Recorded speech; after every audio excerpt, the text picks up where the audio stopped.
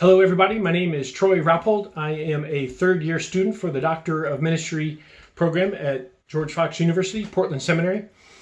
That means I have 2 successful years underneath my belt, and they asked us third-year students to distill down what we've learned in the past 2 years and pass it along to the new incoming students as a way of teaching what might lie ahead for you.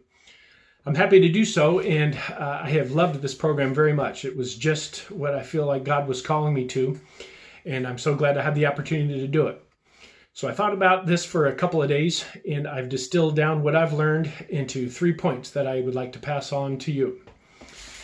The first is, learn to read quickly. There is a lot of reading to do in this program, and the reality is you will not have enough time to read every word on every page of every book that the professor assigns you. You'll need to learn to read quickly out of necessity, and you'll learn to comprehend quickly, and then you'll need to write quickly too. Be patient with yourself, but you will improve out of necessity, and it becomes really rewarding because you will be reading some pretty thick books and perhaps books you've never even heard of before, but within 5 minutes or less, you'll be able to comprehend the entire gist of what the author is saying, his thesis, perhaps his shortcomings and his strengths. And then you'll be asked to react to it and type up a book review. One advice I can give on the book reviews is I'm a TA as well, and so I work with a lot of master's students. And a mistake they make is that they think the more critical they're being on their book reviews, the more intellectual they're being, which isn't true at all. In fact, oftentimes the opposite is true. It doesn't take too much intelligence to criticize. So react to your readings thoughtfully, carefully, analytically, and watch yourself improve, and it'll be very rewarding. They give us 2 books early on to help us with this. One is called How to Take Smart Notes, and the other is How to Read a Book.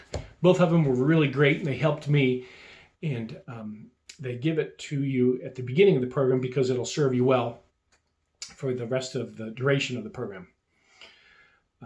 Second tip would be to really lean into your writing. There's also a whole lot of writing that you have to do in this program, and some of you might be a little self-conscious that you don't think your writing skills are up to snuff to being doctoral students.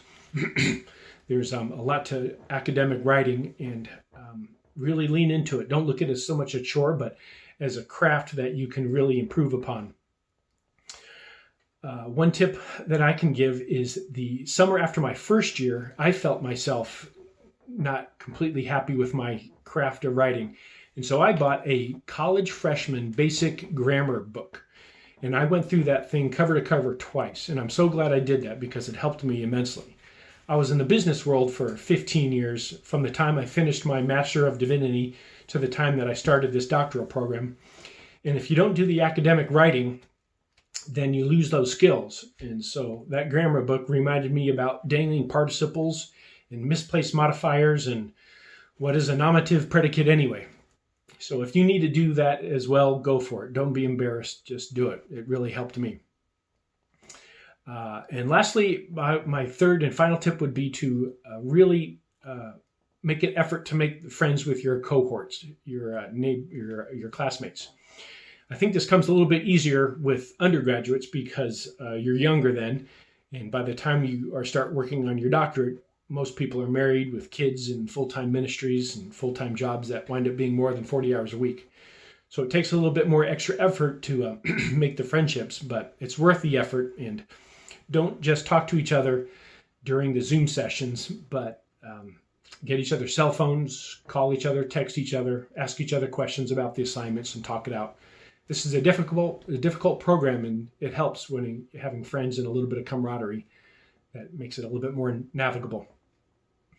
So that's it. Those are my 3 tips. Look forward to meeting you and seeing you in Cape Town. Thanks.